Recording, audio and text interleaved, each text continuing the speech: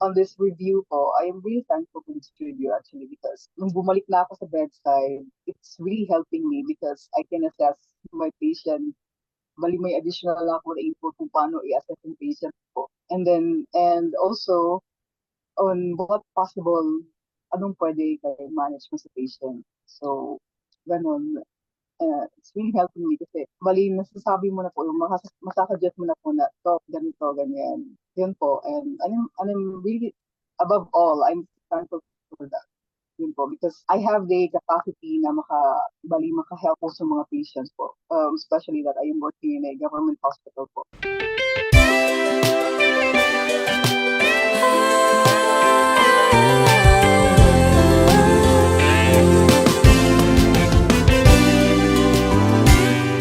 Good morning, good afternoon, and good evening, everyone. Welcome to IPASS Online Review and Mentoring Academy. My name is John, and I'll be your host for tonight. So right now, here at Hope Talk, we invite successful IPASS Online Review candidates in the NCLEX to share their wonderful stories and learnings from their journey in achieving the goals of becoming registered nurses in the USA, Canada, and Australia. We are also live on our Facebook page. So it's really a pleasure to have her here to share her remarkable journey to NCLEX success. She has not only passed the exam, but also a wealth of experience to share about the preparation process, study strategies, and overcoming any hurdles. Her story is both inspiring and educational, and we are excited to hear her insights. So let us all welcome one of the Health Carousel scholars, Ma'am Suzette Marie Timago, USRN. Hello po, good evening. Good evening, Ma'am Suzette. How does it feel po that you have already passed the NCLEX? Blessed. Still blessed po. Thank you to God. I know it's an unexplainable feeling po, no? Once you have achieved that goal as well. But where are we currently located po pala, Ma'am Suzette? I'm from Cebu, Cebu province po, Marili, Cebu. Sa Cebu po. So we are really excited, Ma'am Suzette, to hear your stories of success in NCLEX. And we really cannot wait for you to share us your wonderful story. Before we start how you share po, no? Can you share more of your educational background and your working experience as well? I graduated last 2006 and currently I'm working at Marili District Hospital. I already have 12 years hospital experience, but had working up of around 4 years during the pandemic time. And I just got back to work last July 2023. Thank you for sharing, ma'am. And you graduated po 2006, no?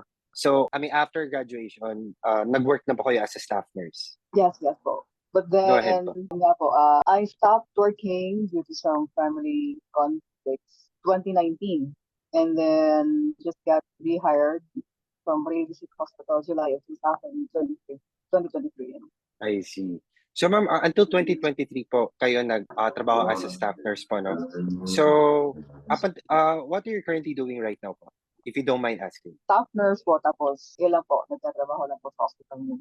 And Thank you for working mom. working mom. Grabe. Ang dami natin working moms dito. And ma'am, how did you decide po that you want to take the NCLEX? During those pandemic times, bali hindi po na ako nag-work noon. Then when I decided to go back to work, parang gusto ko i-level up yung professional growth ko. So, gusto kong mag-aral ulit.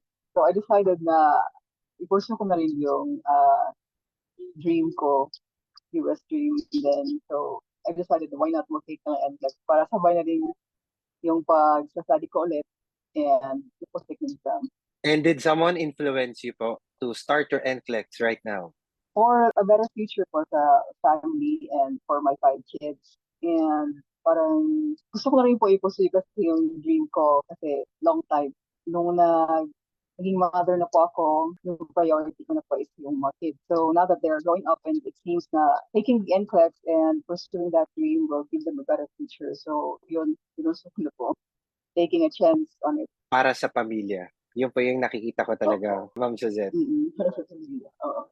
Minsan, di ba, may dumating talaga sa point in our life that we stop yung moment na, sige, i-delay ko na lang yung dream ko or, sige, hayaan mo na kasi may anak naman na ako. But no, it will never stop there po. As long as may opportunity talaga tayo, we will make it happen. So anything is really possible as long as gusto natin and we have the passion to do it. Po, Ma'am Suzette. Yes, yes. So, Ma'am Suzette, how did you start your review with NCLEX?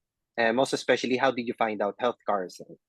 During January of 2023, nag-start po ako na mag-review, self-review lang. Then, meron ako mga ibang centers na na-find out na medyo okay lang din. So, I started my back framework of concepts sa ibang review center. Tapos, nag-search din po ako about, kasi medyo financially hindi po ganun ka-stable. So, nag-search ako baka meron pwedeng yung mga sponsorship po. So, nag-search din po ako dun sa, abali sa internet, sa Google. And then, napunta ko sa health carousel po. And then, I applied to them. Fortunately, pumasa naman po sa kanilang mga ano po, para maging scholar. Around And you, May, naging scholar po ako sa kanila. this is around May 2023 po, no? Kayo nag-start mag-apply ng NCLEX. And anong, ano po, Opo, Board of Nursing in the US po ang in-apply natin? New York po. New York. And may I ask, ma'am, how long did it take for you to receive your eligibility? Bale, November of 2023, yung mga papers ko forwarded bali sa Board of Nursing. And then, I received my eligibility February, first week of February po, of Wow, 2024. that was Mm-hmm. fast. Actually, medyo similar pala tayo, ma'am. Year lang yung nagkaiba. Thank you. Ano naman, November 2022 naman sa akin din. February 2023. Na-receive yung eligibility. So, New York Board of Nursing will have to take at least 3 to 6 months for you to receive, no? And ma'am, when did you start po your online review with IPASS? Started my online review with IPASS around October, pero yung cycle 12, kasi under cycle 12 po ako. That was November, second week of November, until February then. Bali yung whole cycle 12. Whole cycle 12 po. And then, Ako. after nyo pong umattend ng cycle 12 from November 2023, no? How many months po did you study for your NCLEX? Actually, I started studying my NCLEX po seriously around July of 2023 until nag-take ako, so around 1 year din po yung preparation po. 1 year preparation. Kailan po tayo nag-exam, Ma'am Suzette? Last July 25. Oh, wow! Very, ano lang, no? Opo. 2 months ago. So, it's really fresh po talaga yung memories natin, no? After passing the NCLEX. So, sa mga mothers out there, ma'am, no? Is it, ano po ba, big deal sa inyo? How many months do you have to prepare for the exam? Is there really a timeline na kailangan natin sundin? Ano po yung experience nyo for that? Actually, hindi naman po siguro, pero you have just to gauge yourself on ano pong pwedeng kayang gawin. Kasi as for me, I'm a working mom and I have 5 kids and my youngest is still 2 years old. Minsan talaga ang hirap mag-study ng nakafocus kasi matawag. Every now and then matawag. Oo, tapos yung mga assignments pa nila. O, tapos kinabukasan, magtatrabaho pa. Ganyan po.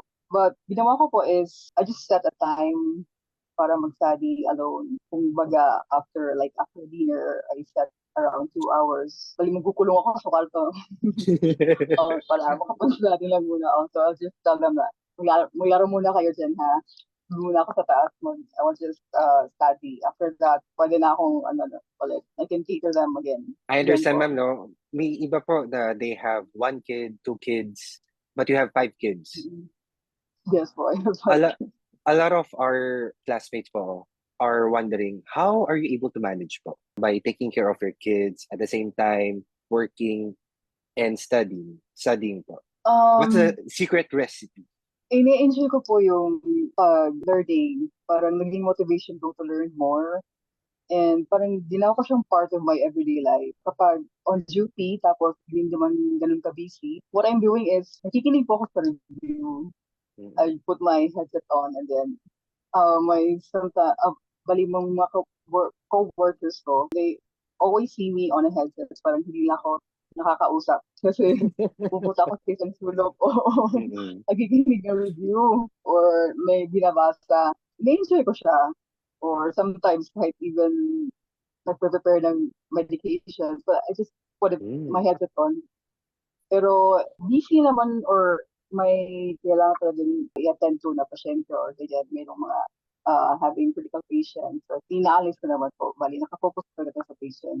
Yun na po in case of hindi ko busy. So, I make use of my time na to learn or to keep up with the review po. And then after work, usually my work is morning, 7 to 3 p.m. Pag uwi ko sa bahay, snack, and then after that, 2 hours, yun po, nakikinig po ng review. And then after that, kasi kapag, usually, hindi ako nakakapag-attend ng live sessions kasi kapag morning around 9 p.m., ano, inaantok na ako, 9 p.m., 10 p.m., inaantok na ako.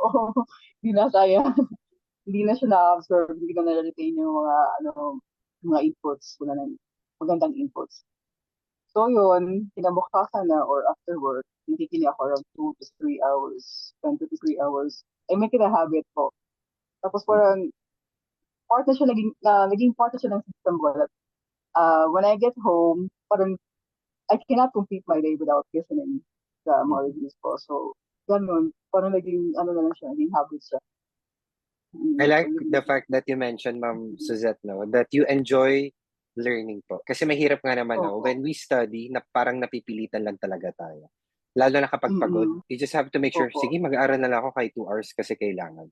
So, it's a big difference po, Mm-mm. no, when you want to learn and study, parang indifference dun sa, sige, mag-aaral na lang ako, na napipilitan ka. So, thank you for Opo. highlighting this, Ma'am Suzette. Kasi in the first place, di ba, parang we really have to assess ourselves. Ano ba yung magiging strategies ko for this Yes. NCLEX exam? How many hours do I have to commit for this review? So, in a way, for those single people na rin, no, lalo na rin kapag we have so much time, we have to really maximize yung mga oras na pwede natin ilaan dito sa review natin. So imagine, Ma'am Suzette, she managed to read or study or attend the recorded session for at least 2 to 3 hours on her working day. Then after that, taking care of the kids and taking care of the family. Lalo na yung sa self-care din, no? So Ma'am Suzette, I just want to ask, for within those months po, no, did you have any specific study schedule that you followed po? Bali po yung binibigay ng IPASS, yun po yung sinusundan ko po. Bali yung kung ano yung topic for the day, kapag hindi ko siya napakinggan on that night, bali I make time na mapakinggan po siya. Oo. Tapos, bali yung pinaka-ina-attend ko po yung mga drills. I try my best na maka-attend po sa drills. Bali yung live drills po. I make sure that I don't miss them. At saka yun yung binabalik-balikan ko po. So, I pass na calendar po, yun na po yung sinusunod ko po. Go ahead. Yung mga advices po ng mga coaches o ganun po, yun pong, that's what I try to follow po. Thank you for sharing that, Ma'am Suzette. It's really important, no, na we don't just follow yung sa calendar that you have mentioned, no, Ma'am Suzette. It's important that we have our own calendar as well. Nakakatulong din yung binigay ni Sir Mark Zaspa na activity tracker where we are able to check our Yeah. progress along the way, no? Have you utilized those things po, ma'am? And what was your strategy po back then? I try to utilize it po, pero sometimes I find it hard to keep up kapag, yun nga po, pag sunod-sunod po yung mga review sessions. Kasi may mga araw talaga na may morning, may session, tapos paggabi, may session naman ulit. And then 4 hours, parang nahihirapan ko. Pero I tried na balikan po sila para hindi ko ma-miss yung mga reviews po. Thank you for highlighting that again, Ma'am Suzette. No? It's really important na makikita natin dun sa activity tracker kung ano yung mga topics na na-attendan na natin. Para we are able to know kung ano yung pa yung mga topics na we have missed or yung mga topics na we are weak pa so that you are able to attend pa yung mga certain topics na yun para ma-strengthen yung concept mastery natin. Would you agree, Ma'am Suzette, na we have to do concept mastery first, then you do your practice questions? Yes po. Content mastery talaga. And as for me, parang ang hina ko talaga sa memorization po. Pero hindi po siya dapat memorize. Dapat siya maintindihan mo. You will understand kung bali yung how it works. You will understand kung bali yung pinaka-concept or yung, dapat maintindihan mo talaga po yun. Kasi pag nag-Q-banks ka diretso, parang ma-frustrate ka lang po kasi you will not be able to make good on it. So pag diretso ka po mag-Q-banks kung walang concepts. And how did you ensure po that you fully understand po yung mga concept na tinuturo sa atin? I tried to inaaral or I discussed it with myself again kung ano bang nangyayari po with that particular like disease. Ganun po. And then, if there's something that hindi ko siya naintindihan or parang may question ako, so yun po, pinabalikan ko sa roadmap or I try to listen again to the review session. You have mentioned po the roadmap, no? What other study materials po yung ginamit natin? Bali po yung roadmap and sometimes hinahanap ko lang po sa YouTube yung a disease process or the topic that I want to learn more. Kasi minsan, no, there are times po talaga na when we have difficulty of understanding like what you said, the disease process, no? Kasi ibabalik talaga tayo sa basic ni IPASS. We have to learn everything from scratch talaga.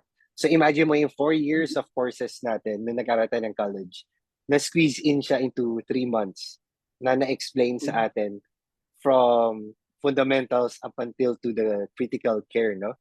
So it's really overwhelming at some point. You started po July 2023, no? How many times have you attended po yung lecture?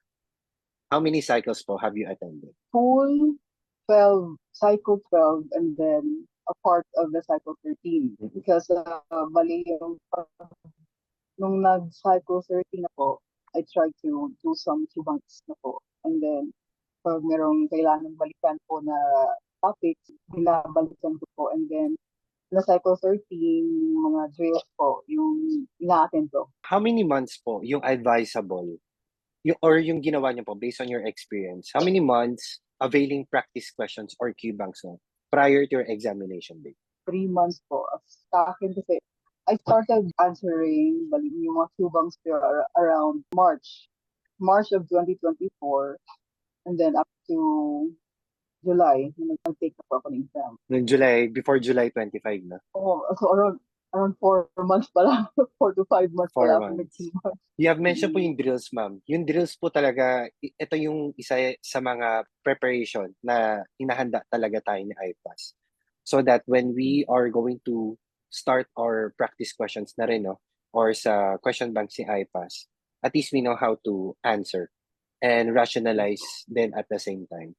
So I really enjoyed attending the drills as well kasi it keeps me more updated and parang yung confidence level mo tumataas din kasi at some point you're able to answer yung mga and rationalize na rin sa mga binibigay na questions nila Ma'am Paula and Sir Ryan. And Ma'am Suzette, I just want to ask din po, no? Ano po yung question banks na inavail natin during that time? Bali, yung blood charity po yung tinapos ko talaga, and then nag 1 month lang po ako ng bootcamp kasi parang I could not afford the U-World kasi parang kasi nag-decide ako na mag-take na ng exam, bali 1 month na lang po. Nga nag-decide ako na, nagpa-schedule na po ako ng exam, tapos so, yun na lang po inavail ko sa bootcamp na lang po. Kahit pa paano, it's worth it naman, okay lang din naman po siya.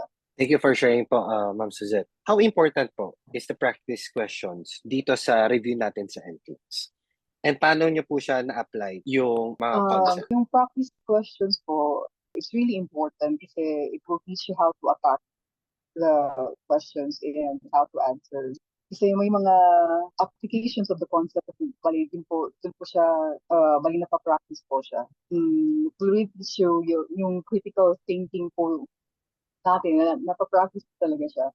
And then, that's what I experienced during the actual exam. Kasi you will not find the exact word-for-word na answer dun sa question. It will really give you a lot of tricks. So, yun po napapractice on how you will attack the exam pag nag-Q banks tayo. Bali yung kung how you will attack bali po yung pag-answer po.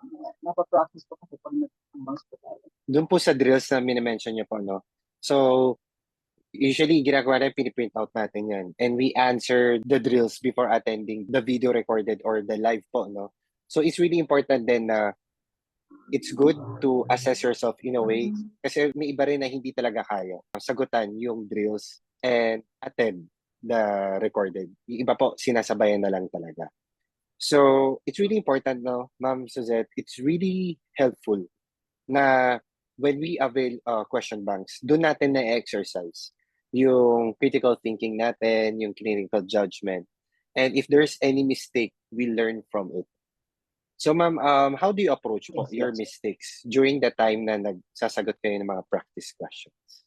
Doon sa mga mistakes po, tinitake down ko po yung mga mistakes and then, bali, binabalikan ko po siya. Pag nahihirapan talaga ako sa, bali, sa topic na yun, bali, binabalikan ko po yung drills, sinasagutan ko ulit. Oo, pag sagutan ko siya po ulit, parang, I really have, ano pala, napapractice ko talaga yung, bali, critical thinking na hindi ko minomemorize yung, ano Mm. talaga yung actual na sagot. Kasi, hindi ko siya na-realize agad na natapos ko na pala siyang na i-answer. Oo, nabalikan ko pa na pala siya. So, ayun po. Talagang hindi ko lang siya ina-answer na mina-memorize ko po yung answer. Yung talagang pinag-iisipan ko po. So in a way, parang you're being familiar na, no? Dun sa topic na yon. Regardless kung ano man yung ibigay sa yung Mm-mm. situation, as Mm-mm. long as you mastered that concept, walang makakalinlang Opo. sa'yo. So it's more of understand more of Mm-mm. the concept. It will always boils down to the concept mastery when we answer practice questions. Yes po. Kasi it might not be able to, no, ano, to give you the exact terminologies or yung exact kung paano siya na-explain sa inyo. Yes, yes. Okay. Ang mga practice questions talaga, it will really exercise your brain. Kung paano ba sagutan tong tanong na to? Parang, how do I choose the correct answer? So when it comes to test-taking strategies, no? Ano pa yung strategies na ginamit natin during the exam or even during your practice question na namamanage mo yung time effectively? Mga ilang oras po Oo. tayo nag-take ng practice questions? Bakit? Ilang oras will you taking practice question? Bali, around 20 to 40 questions a day or in one setting po. Kasi at first, I found it hard na mag-answer ko ng questions ng madami. Kasi parang madali akong inaantok ako or my brain cannot work well anymore. Oo po. Parang inaantok ako, lagi lang ako kumakain. I have to lagi ako tumatayo kasi nawawala yung focus ko po. So, day by day or sometime, ini-increase ko na lang po siya until such time na parang I get used to it. So, like, nung paparating na po yung exam schedule ko around 1 month. So, every day, it's like, I answer around 50, Mm. 50 to 100 questions a day. O tapos, after that, nag-rationalize po. So sometimes, Mm. ma'am, we forget to keep on track din yung mga oras natin. But on your experience po, no, as long as you're able to focus on answering at least 50 to 100 questions, for you, it's enough. Mm. Kasi, di ba, ang importante naman, hindi naman talaga yung scores. Ang importante, Yes, yes. yung mga rationalizations, we are able to understand. Of course, may factor din yung scores. It will give you or it will boost you more confidence kapag nakikita mo yung scores mo ay matataas. But were there times po ba na when you do your practice questions, medyo mabababa yung scores natin? And paano niyo po siya Uh, nakukuha? yes po. Actually, experience the anxiety po. Parang personally, na-experience yung anxiety when I tried to answer La Charity. First time that I tried to answer La Charity. It seems parang nag-mental blackout ako. I could not answer the question. Mm-mm. Tapos, ang ginawa ko na lang po is the breathing exercises ako. Tapos, hinimo ko na lang muna siya. Sabi ko, ayaw ko muna mag-answer. Parang mamaya na lang or the next day na lang muna. Pag seems parang hindi pa ako ready. So, ayun. I think I tried to answer yung mga may pharmacology kasi noon parang may mga drugs na I am not familiar. So, but then I realized that I have to continue doing it and then learn from it. So, ngayon, the next day or a day after that, binalikan ko siya. So, in-answer ko. So, bahala na kung ano yung maging score. At least from the rationalization, I will learn from it. So that's your parang test-taking strategies, no, Ma'am Suzette? Mm. You're taking your breaks habang Yes, yes. nag-answer ng practice question. And that's really important po. Tama po yung Mm-mm. approach po ninyo kasi kapag tuloy-tuloy yung pagsasagot ng practice question, we tend to experience stress and anxiety talaga sa moment na yun. So you have shared po, no, that do some deep breathing or do some stretching po ba? Tatayo po kayo. Oo. Yes, I agree Mm-mm. with that, ma'am. Kasi mahirap naman na itutuloy-tuloy mo yung pagsasagot ng practice questions kapag hindi ka comfortable sa Mm-mm. pag-upo mo, lalo na sa pag-iisip mo. And how did you maintain po your confidence by seeing your scores sa practice questions? Actually, yung mga scores ko po doon is really not that good. Around half lang po siya. But then, hinahayaan ko na lang po. What matters is, after that, I am learning. So, bali, yun na lang po. Ang iniisip ko nga. I am learning and somehow, I am enjoying it. Bali, meron po akong nali-learn every day. And then, hindi ko na lang po siya inisip na baka, oh, how will I, bali, anong mangyayari po on the time of exam. Kung ano mo mangyari on the exam, bahala na. Basta, inuloy-tuloy ko na lang po yung review, pag-answer ng Cubans, pag-prepare. Yun na lang po. Then, I just pray that somehow, I will also make it. And then, I did not entertain doubts. Sabi ko, bahala na lang. Basta, I will do it. Ang ganda nung sinabi mo, you do not entertain doubts. No self-doubts talaga. Opo. Because everyone really deserves to have this international license. A lot of success po, no, na umattend dito sa Hope Talk. I also witness yung pagkakaroon nila ng katulad niyo po, Ma'am Suzette, having the positive mindset. So, parang i-avoid natin yung mga negative thoughts talaga. So, the moment you start your NCLEX, sabi mo na sa sarili mo na, may papasa ko to. As long as I have structured study plan, a better preparation, and I know I will make. Ito lang yung susi natin. Parang we have to go through this study in order for us to get the success na kailangan, na ma-attain natin. What was the biggest challenge po, Ma'am Suzette, that you have experienced during this course of journey? Biggest challenge. At first kasi because I have 4 years working gap and it was a long time ago na nag-study tayo kasi 2006 graduate pa ako po. At first talagang when I started studying, parang walang pumapasok talaga walang retention po. Happily, paano ko ba magagawin ito? But then somehow, pinursu ko lang po talaga. And then, parang I make it a daily habit. So, yun, I have overcome it. Tapos nasabi ko sarili ko, pwede pala talaga po. Bali, parang brain training lang po yung ginagawa. Even though na Yan po. matagal na po tayo nawala sa nursing, no, sa bedside, there are also a lot of students or mga pumasa rin po ng NCLEX who haven't been working on the bedside as well. So, sa mga students natin ngayon, not to worry whether you're currently working on bedside or not working on bedside, yes, it's achievable po itong NCLEX examination. So, even though Ma'am Suzette have 4 years gap, yet she made it through to NCLEX. So, what do you think, ma'am, is the biggest factor having bedside experience po? Having bedside experience po, bale, yung mga symptoms po ng mga patient and then the diagnosis, bale, marirelate po siya. And then, on this review po, I am really thankful for this review actually because nung bumalik na ako sa bedside, it's really helping me because I can assess my patient. Bali, may additional na ako na info kung paano i-assess yung patient po. And also, on what possible, anong pwede kayo manage mo sa patient. So, ganun. It's really helping me kasi bali nasasabi mo na po, masasuggest mo na po na to, ganito, ganyan. Yun po. And I'm really, above all, I'm thankful for that. Yun po. Because I have the capacity na maka-help po sa mga patients po. Especially that I am working in a government hospital po. Thank you for sharing, Ma'am Suzette. The reason why I asked, no, kasi I always believe kung saan man tayo, kung ano man yung trabaho natin ngayon, there will always be something na pwede natin i-adapt dito sa NCLEX na ito. Like for example, for Ma'am Suzette, she have utilized her past experience para mas makapag-focus pa more on familiarizing dun sa mga symptoms of the disease process. Like for example, for myself, I'm not currently working on bedside. I'm currently working in a hospital, though. But ang hinahandle ko po is paperwork. So, I also think of myself, ano ba yung pwede kong i-contribute? Ano ba yung advantage ko na pwede kong i-adapt dito sa NCLEX review? Number one is pwede rin time management.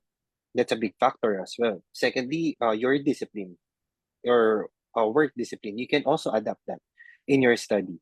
So, even small things matters talaga. Yung pwede nating i-adapt dito sa review. So, nothing to worry talaga dun din sa mga not working on bedside. Of course, all of us have their own advantages.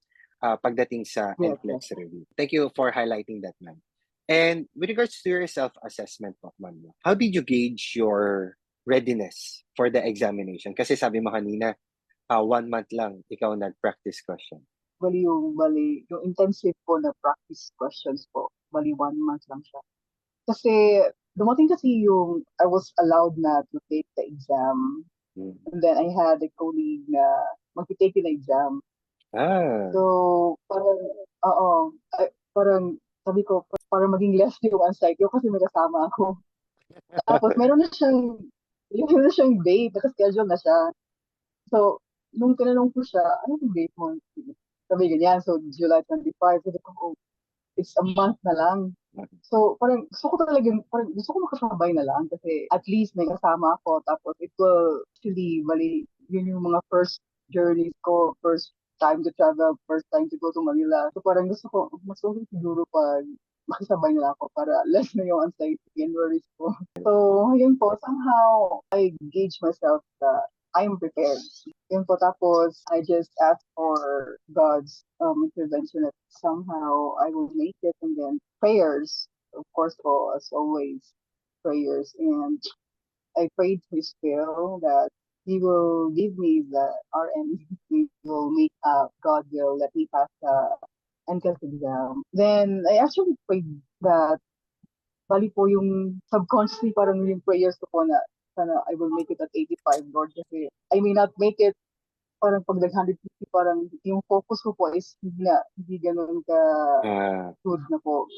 Parang kaya ko lang po is 85, parang hanggang 85 to 100 lang. Baka, pero apart of it, parang gusto ko, nung may exam na ako, I was sure of myself at yung 80 question, 80 above questions pa lang po. Sana magtuloy-tuloy pa to para I am sure of myself that I will really make it. But then it stopped at 85, and I was really thankful that, oh Lord, this was my prayer that you have answered. Thank you, Lord.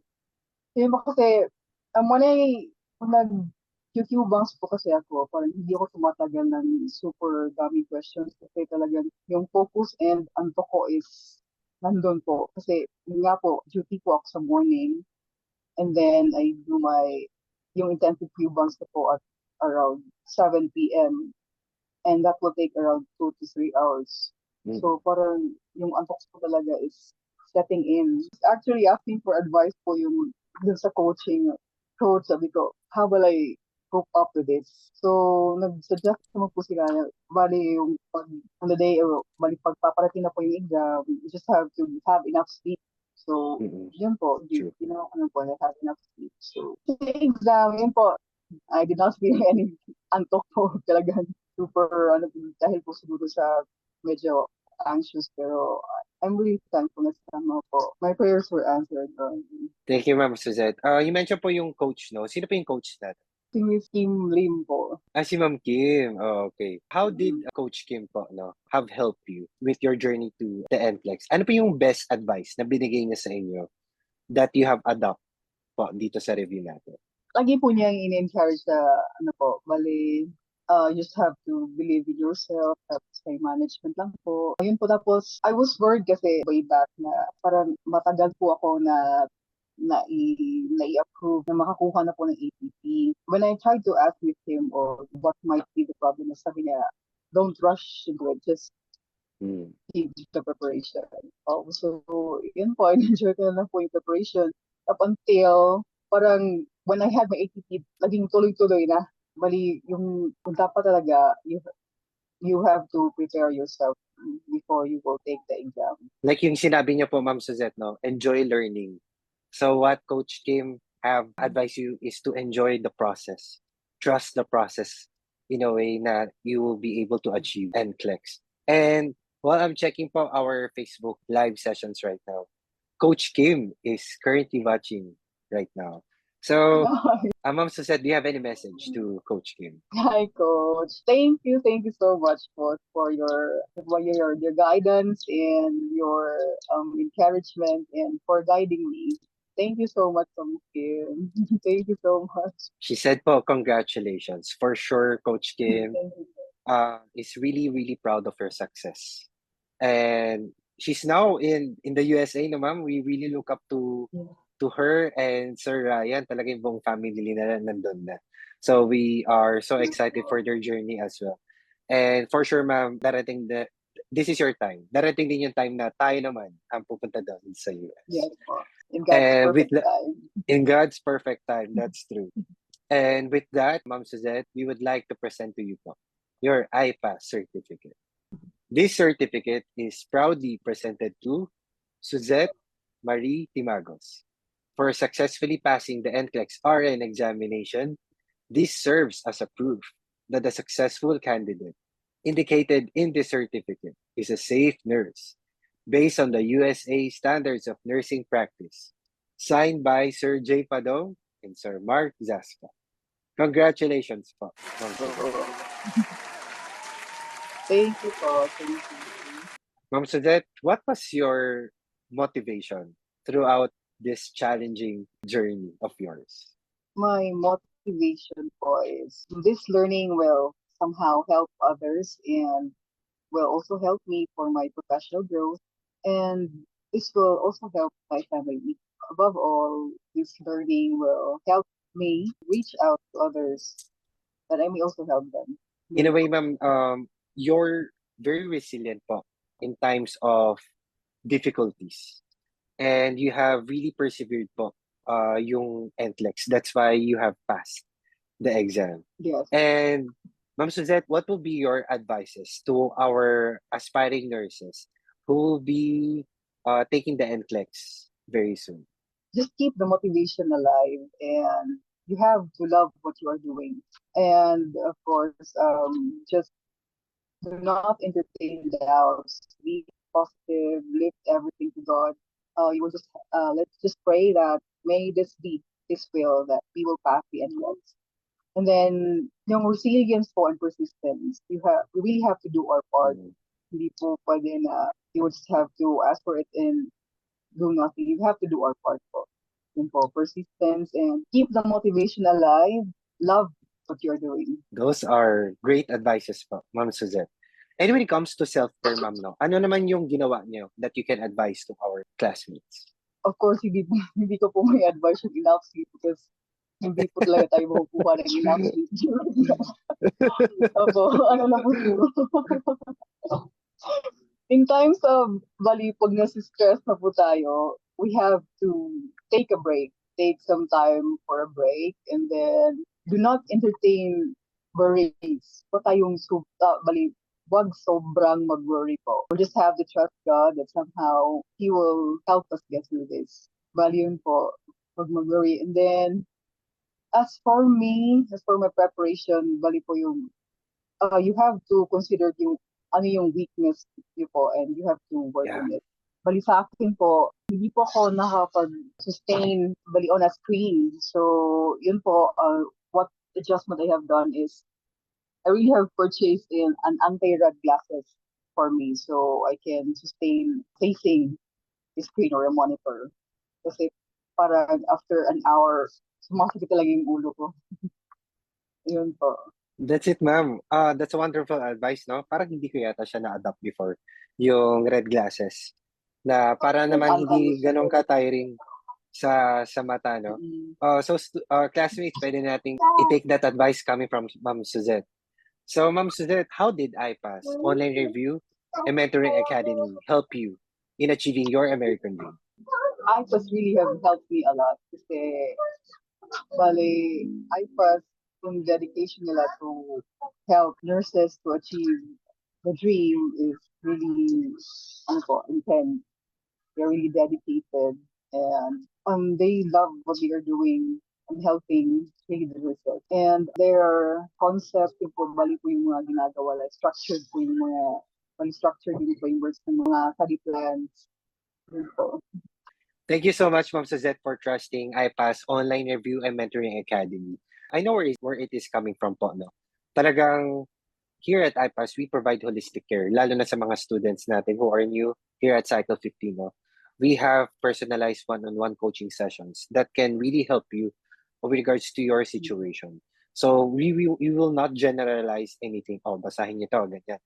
So we will make sure that the study plan that we're gonna have is dedicated only just for you.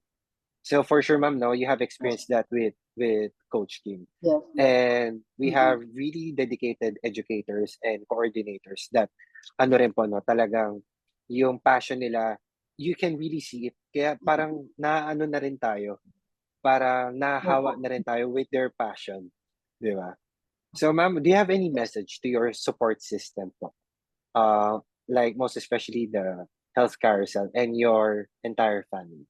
Thanks be to God. And health carousel, because without health carousel, parang I will not be able to realize this first step of achieving my dream and for my USRN, for achieving my NCLEX. And of course, my family, my mom, my parents didn't know about this action that I have done na nag-take po ako ng NCLEX.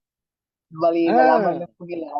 Opo, my father was actually shocked nung nalaman niya na I am already a USRN. And I'm wow. so, somehow, I am glad na he was happy for it, as well as my mother. Because I was worried that it will just somehow, parang baka they will just worry din po for me. So, hindi ko na lang po sinabi sa kanila. Parang gusto ko na i-surprise na, Ama, USRN ako, USRN ako. Po. Actually, yun po yung nangyari. Hindi nila alam that I was taking the exam, and then they just have known that I passed. And I'm thankful for IPASS and of course Health Carousel for it. And of course my family, my husband who's been supporting me and during those moments na kailangan na siya na muna mag-take care sa mga kids kasi I have to study. Siya na muna dyan. Parang isang strategy din yan, ma'am, hindi lang sa test-taking strategy. So, ma'am, earlier on, I requested for you to advise po no, our students who will be taking their exam very soon.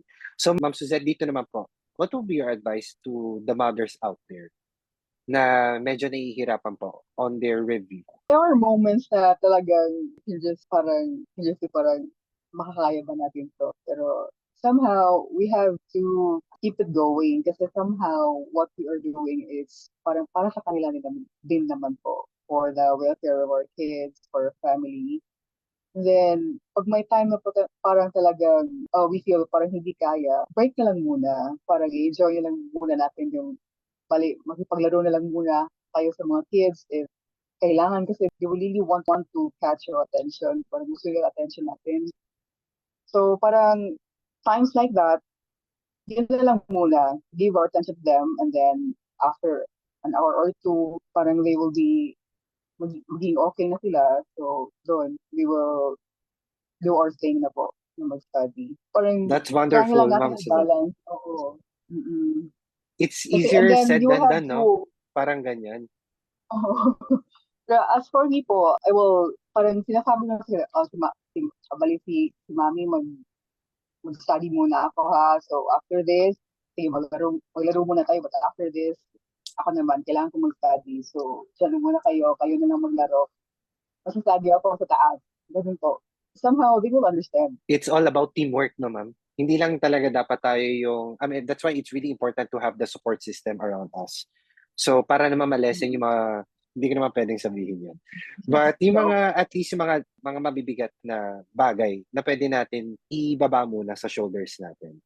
So, in that way, at least you'll be able to focus more on your learning. And we are so happy, Ma'am Suzette, with your success. And meron po nag-comment sa inyo si Glenna Intong. She mentioned po oh, that congratulations. Parang surprise na rin yata siya.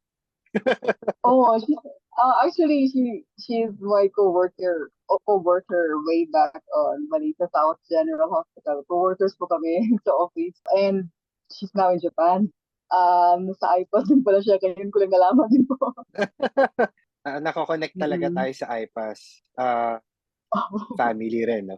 So for sure, Ma'am Glenna Mm. will be taking her exam soon as well. And for sure, she will get some advice from you also, Ma'am Suzette. And she said she made the right choice now here at IPASS. Yeah, See? of course, Because you made you the have right choice. you have testified po Mm-mm. that here at IPASS po, ma'am. Remember, you passed with iPads. IPASS processing made easy for you.